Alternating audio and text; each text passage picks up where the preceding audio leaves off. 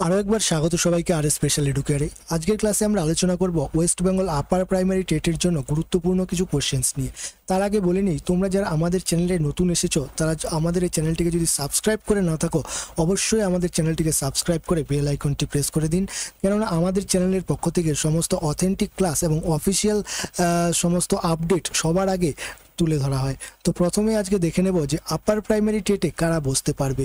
Upper primary টেটে কারা বসতে পারবে এর পরের যে কোশ্চেন্সটি সেটা হলো 24-26 সেশন বা যারা 25-27 সেশনে ডিএলএড করছো বা বিএড করছো তারা কি এই আপার প্রাইমারি টেটের এক্সাম দিতে পারবে? সেই সমস্ত ডাউট যাদের আছে তারাও এই ভিডিওটি মনোযোগ দিয়ে শেষ পর্যন্ত দেখো, কারণ এই ভিডিওতেই কিন্তু তোমাদের এই ডাউটসগুলো আমরা ক্লিয়ার করার চেষ্টা করব। এর পরের কোশ্চেন্সে কি আছে, পরীক্ষার সিলেবাস কি, আপার প্রাইমারি টেটের পরীক্ষার সিলেবাস কি, এবং যে 25 নাম্বারের যে এক্সামটি হবে, 25 নাম্বারের যে এক্সামটি হবে আপার প্রাইমারি টেটের পর, সেই এক্সামের তোমাদের সিলেবাস কি আছে, সেই এক্সামের প্যাটার্ন কি হবে, এই সমস্ত বিষয় নিয়ে কিন্তু আলোচনা করব। এবং এর পাশাপাশি আলোচনা করব এনআইওএস ডিএলএড যারা করেছো বা এনআইওএস থেকে যারা বিএড করেছো তারা কি এই আপার প্রাইমারি টেটের জন্য এলিজিবল হবে, তারা কি এই আপার প্রাইমারি টেট দিতে পারবে। এমন যারা এনআইওএস থেকে গ্র্যাজুয়েশন বা এনআইওএস থেকে পোস্ট গ্র্যাজুয়েশন করেছো তারাও কি আপার প্রাইমারি টেট দিতে পারবে। এই সমস্ত গুরুত্বপূর্ণ আপডেট নিয়ে আজকের এই ভিডিওতে আমরা আলোচনা করব। তো প্রথমেই দেখে নেব আপার প্রাইমারি টেটে কারা বসতে পারবে। আপার প্রাইমারি টেটে কিন্তু বিএড এবং ডিএলএড যারা বিএড করেছো এবং যারা ডিএলএড করেছো তারা দুজনেই কিন্তু দুই ধরনের ক্যান্ডিডেটই কিন্তু এই আপার প্রাইমারি টেটে দিতে পারবে। অর্থাৎ যারা বিএড করেছো তারাও যেরকম দিতে পারবে এবং যারা ডিএলএড করেছো তারাও কিন্তু আপার প্রাইমারি টেট দিতে পারবে। যারা বিএড করেছো তাদের কিন্তু গ্র্যাজুয়েশন বা পোস্ট গ্র্যাজুয়েশনে মিনিমাম 50% মার্কস থাকতে হবে। অর্থাৎ তারা যদি গ্র্যাজুয়েশন শো করো তাহলে তোমাদের গ্র্যাজুয়েশনে 50% মার্কস, এবং পোস্ট গ্র্যাজুয়েশন শো করতে চাও তাহলে কিন্তু তোমাদের পোস্ট গ্র্যাজুয়েশনে 50% মার্কস থাকতেই হবে। যদি না থাকে তাহলে কিন্তু তোমরা এই আপার প্রাইমারি টেটের ফর্ম ফিল আপই করতে পারবে না। এবং যারা ডিএলএড করেছো তাদের কিন্তু এই 50% মার্কসের কোনো দরকার নেই। অর্থাৎ তারা যদি শুধু গ্র্যাজুয়েশন কমপ্লিট করে থাকো তাহলেই কিন্তু তোমরা এই আপার প্রাইমারি টেটের ফর্ম ফিল আপ করতে পারবে। অর্থাৎ ডিএলএড ক্যান্ডিডেটদের জন্য কিন্তু এই 50% মার্কস এর যে ক্রাইটেরিয়া এটার কোনো ফিল আপ করার কোনো প্রয়োজন নেই। তাদের শুধু গ্র্যাজুয়েশন থাকলেই তারা আপার প্রাইমারি টেটের ফর্ম ফিল আপ করতে পারবে। এবং যারা বিএড করেছো তাদের যদি গ্র্যাজুয়েশনে যদি 50% মার্কস না থাকে কোনো ক্যান্ডিডেটের, এবং তুমি যদি পোস্ট গ্র্যাজুয়েশন বা এমএ করে থাকো সেখানে যদি তোমাদের 50% মার্কস থেকে থাকে তাহলে কিন্তু তুমি গ্র্যাজুয়েশন না শো করে তুমি পোস্ট গ্র্যাজুয়েশন বা এমএ শো করবে এবং সেখানে কিন্তু তুমি 50% মার্কস দেখাতে পারবে। তাহলেই কিন্তু তুমি এলিজিবল হয়ে যাবে এই আপার প্রাইমারি টেটের ফর্ম ফিল আপের জন্য। এবং যারা এনআইওএস থেকে গ্র্যাজুয়েশন বা পোস্ট গ্র্যাজুয়েশন করেছো তারাও কিন্তু ভ্যালিড, তারাও কিন্তু আপার প্রাইমারি টেট এর এক্সাম দিতে পারবে। শুধু ক্রাইটেরিয়া কি, যারা বিএড করেছো তাদের 50% মার্কস থাকতে হবে, এবং যারা ডিএলএড করেছো তাদের শুধু গ্র্যাজুয়েশন কমপ্লিট থাকতে হবে, গ্র্যাজুয়েশনের সার্টিফিকেট হাতে থাকতে হবে। তাহলেই কিন্তু তোমরা এই আপার প্রাইমারি টেটের জন্য ফর্ম ফিল আপ করতে পারবে। এবং যারা এনআইওএস থেকে ডিএলএড বা বিএড করেছো, যারা ডিএলএড বা বিএড করেছো তারাও কিন্তু এই আপার প্রাইমারি টেটের এক্সাম দিতে পারবে। শুধু ক্রাইটেরিয়া কি, তোমাদের যে ডকুমেন্ট ভেরিফিকেশনের সময়, অর্থাৎ স্কুল জয়েনিংয়ের আগে যে ডকুমেন্ট ভেরিফিকেশন হয় ইন্টারভিউ প্রসেস কমপ্লিট হওয়ার পরে, সেই সময় তোমাদের পর্ষদ থেকে অর্থাৎ এসএসসির তরফ থেকে যে ডকুমেন্টগুলো তোমাদের ভেরিফিকেশনের জন্য চাওয়া হবে, তোমরা যদি সেই ডকুমেন্টগুলো প্রোভাইড করতে পারো তাহলেই কিন্তু তোমরা স্কুল জয়েন করতে পারবে। আমরা দেখেছি যে বেশ কিছুদিন আগে কিন্তু প্রাইমারির ক্ষেত্রে যারা এনআইওএস থেকে ডিএলএড করেছিল তাদের যে ডকুমেন্টস ভেরিফিকেশনের জন্য যে West Bengal board of primary এডুকেশনের তরফ থেকে যে একটি নোটিশের মাধ্যমে যে কিছু ডকুমেন্ট চাওয়া হয়েছিল, সেখানে কিন্তু বেশ কিছু ভাইটাল ডকুমেন্টসই তাদের কাছ থেকে চাওয়া হয়েছিল, যা কিন্তু বহু এনআইওএস ক্যান্ডিডেট প্রার্থী দেখাতে পারেনি। ফলে তারা কিন্তু এক্সাম কোয়ালিফাই করার পরেও, ইন্টারভিউ কোয়ালিফাই করার পরেও, তারা মেরিট লিস্টে আসার পরেও কিন্তু তারা শুধুমাত্র ডকুমেন্ট ভেরিফিকেশনের সময় তারা ডকুমেন্ট পর্যাপ্ত পরিমাণে তাদের কাগজপত্র সাবমিট করতে না পারার জন্য কিন্তু তারা বাদ চলে যায়।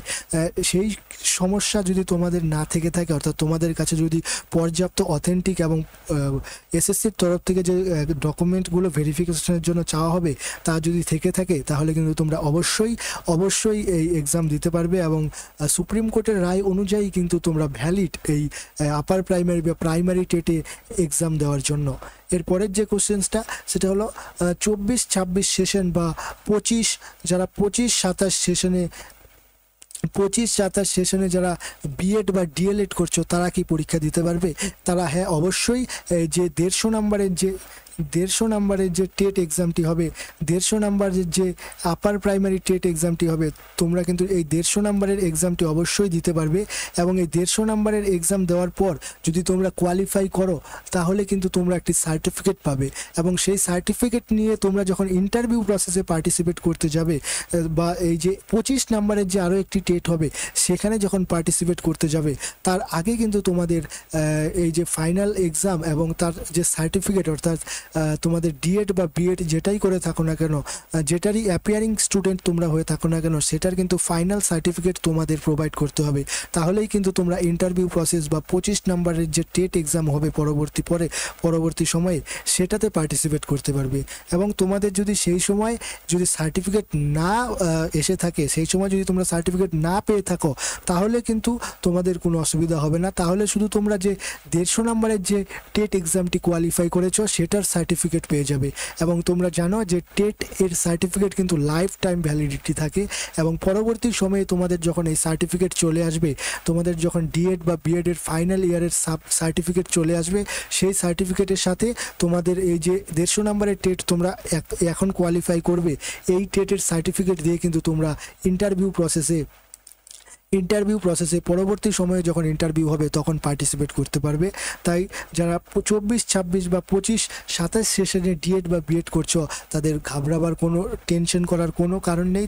তোমরা কিন্তু অবশ্যই প্রিপারেশন শুরু করে দাও এবং এই 150 নাম্বারের যে টেট হবে, আপার প্রাইমারির যে টেট এক্সামটি হবে, অন্ততপক্ষে সেই টেটে ভালো একটি স্কোর করার চেষ্টা করো এবং এই টেটটি কোয়ালিফাই করে রাখার চেষ্টা করো। কারণ পরবর্তী সময়ে কিন্তু এই টেট তোমাদের অত্যন্ত গুরুত্বপূর্ণ একটি ভূমিকা পালন করবে। কারণ তোমরা জানো যে ইতিমধ্যেই কিন্তু সুপ্রিম কোর্ট থেকেও একটি রায় চলে এসেছে যে রাজ্যের বা দেশের জুড়ে যত স্কুল আছে, তা সে প্রাইভেট স্কুল হোক বা গভর্নমেন্ট স্কুল হোক, তা সে সেন্ট্রাল গভর্নমেন্টের স্কুল হোক বা স্টেট গভর্নমেন্টের স্কুল হোক, তা সে কেভিএস হোক, এনভিএস হোক, একলব্য মডেল স্কুল হোক, যে কোনো ধরনের শিক্ষা প্রতিষ্ঠান হোক, সেখানে তুমি যদি শিক্ষকতার চাকরি করতে চাও, সেখানে তুমি যদি টিচিং প্রফেশনের সাথে যুক্ত হতে চাও, তোমাকে কিন্তু অবশ্যই সি টেট বা এস টেট, অর্থাৎ কেন্দ্র সরকারের টেট বা রাজ্য সরকারের টেট কোয়ালিফাই করতে হবে। অর্থাৎ ইতিমধ্যে যে সমস্ত শিক্ষকরা টেট কোয়ালিফাই ছাড়া টিচিং প্রফেশনের সাথে যুক্ত আছো বা স্কুলগুলোতে পড়াচ্ছ, তাদের কিন্তু আগামী 2 বছরের মধ্যেই কিন্তু তাদেরও টেট কোয়ালিফাই করতে হবে। এটা কিন্তু তোমরা সকলেই জানো।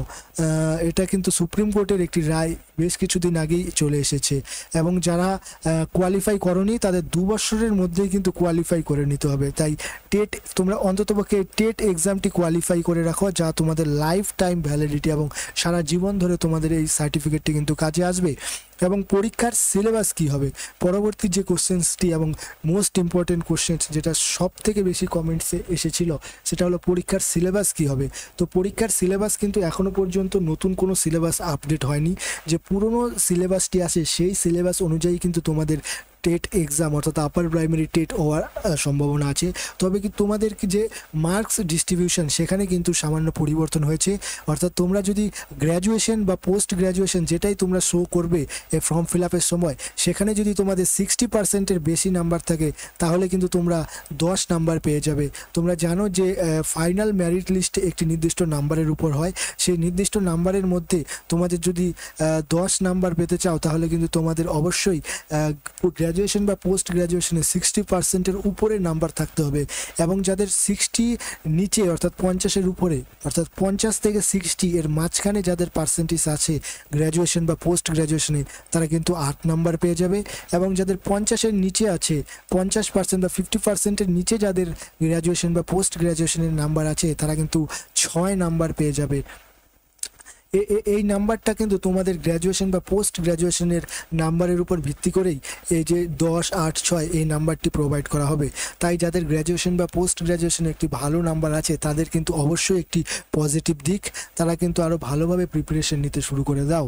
এবং যাদের কম নাম্বারও আছে, তারাও কিন্তু টেটে ভালো একটি স্কোর করার চেষ্টা করো, কারণ তোমাদের এই যে গ্র্যাজুয়েশন বা পোস্ট গ্র্যাজুয়েশনের নাম্বার কম, এটা কিন্তু তোমরা আর মেকআপ করতে পারবে না। কিন্তু তোমরা অবশ্যই যদি ভালোভাবে টেট কোয়ালিফাই করো, এখানে যদি ভালো একটি স্কোর আনতে পারো, তাহলে কিন্তু তোমরা সেই নাম্বারটি মেকআপ করতে পারবে।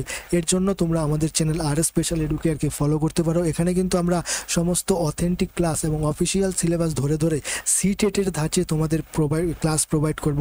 এবং যতটুকু আপডেট আছে এখনও পর্যন্ত সিটেটের ধাঁচে অর্থাৎ NCERTর গাইডলাইন মেনে যে কোশ্চেন্সগুলো হয়, সেই সিটেটের ধাঁচেই কিন্তু তোমাদের এক্সাম হতে চলেছে, এবং সিটেটের ধাঁচেই তোমাদের আপার প্রাইমারি টেটের পরীক্ষা হতে চলেছে। এরপরে যে তোমাদের 25 নাম্বারের যে কোশ্চেন, 25 নাম্বারের যে এক্সামটি হবে, সেটা কিন্তু তোমাদের OMR বেসড হবে, অর্থাৎ MCQ টাইপের তোমাদের কিন্তু 25 নাম্বারের এক্সাম হবে। এবং এই 25 নাম্বারের এক্সাম যে হবে, এখানেও কিন্তু তোমাদের কোয়ালিফাই করতে হবে, তাহলেই কিন্তু তোমরা পরবর্তী স্টেজ অর্থাৎ ইন্টারভিউ প্রসেসে যেতে পারবে। অর্থাৎ প্রথমে তোমাদের 150 নাম্বারের একটি এক্সাম হবে, 150 নাম্বারের একটি টেট এক্সাম হবে। এখানে যারা কোয়ালিফাই করবে অর্থাৎ জেনারেল ক্যান্ডিডেটদের জন্য কত নাম্বার? 90 নাম্বার। জেনারেল ক্যান্ডিডেট হয়ে থাকলে 90 নাম্বার আনতে হবে, এবং তুমি যদি SC ST OBC ক্যান্ডিডেট হয়ে থাকো, তাহলে তোমাকে 82 নাম্বার আনতে হবে, 82 নাম্বার আনতে হবে। তাহলে কিন্তু তুমি এই 150 নাম্বারের যে টেট এক্সাম, এটাতে কোয়ালিফাই করবে।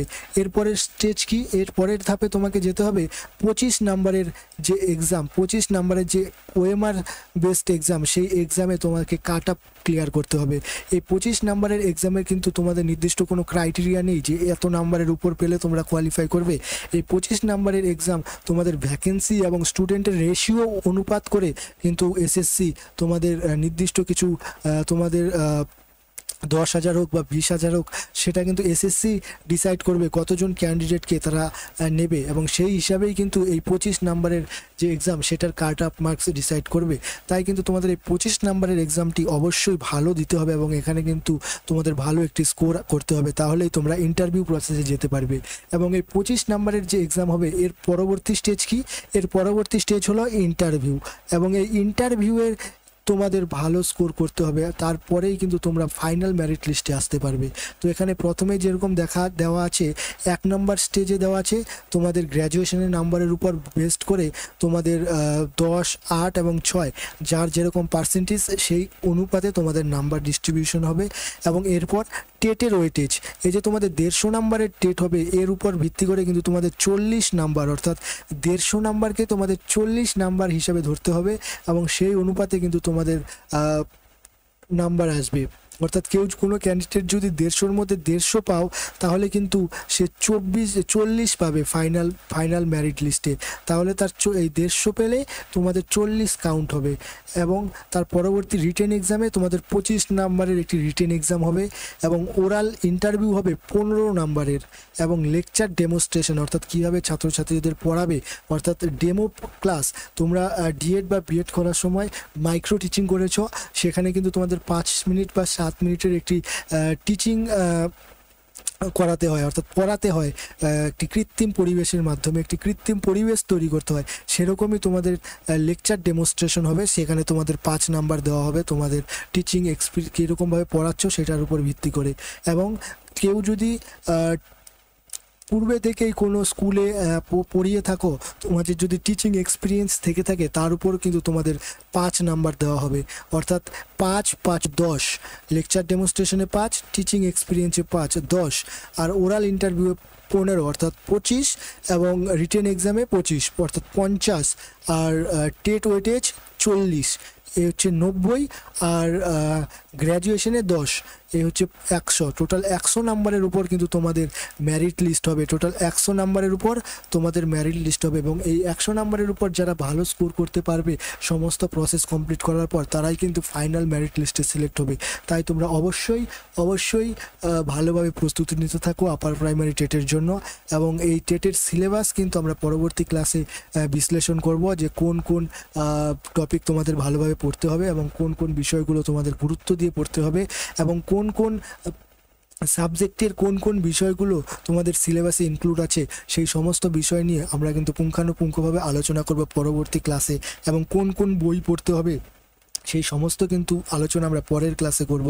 তাই পরবর্তী ক্লাসগুলো যারা পেতে চাও, আমাদের চ্যানেল RS স্পেশাল এডুকেয়ারকে সাবস্ক্রাইব করে রাখো, যাতে পরবর্তী ক্লাসের পরবর্তী ভিডিওর আপডেট সবার আগে তোমার কাছে পৌঁছে যায়। ধন্যবাদ, দেখা হবে পরবর্তী ক্লাসে।